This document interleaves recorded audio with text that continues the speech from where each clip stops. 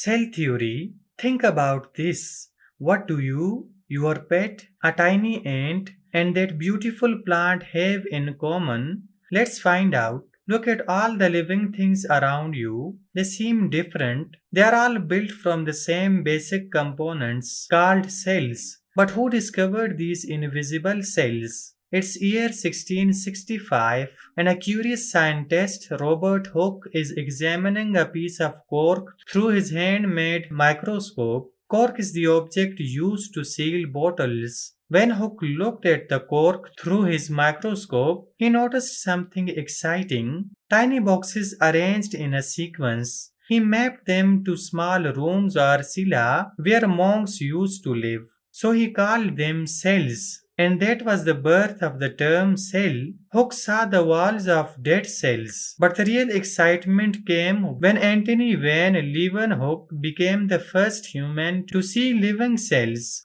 It was the year 1674. He glanced at the pond water and discovered small moving objects. He called them little animals. Their discoveries opened a new world that no one knew before. After years of deep research, several scientists concluded three solid principles or rules that govern all life on Earth. These are known as the three principles of cell theory. Here they are. Principle number one: all living things are made of cells. Whether you see a massive elephant or a little bacteria, they are made up of one or more cells. Your body has about 37 trillion cells. They all work together. Principle number two: cells are the basic unit of life.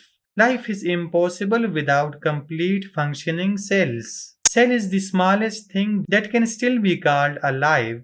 Principle number three: all cells arise from other cells. Every new cell is born from another cell that divides into two. This is the recurring process of cell division, continued for billions of years.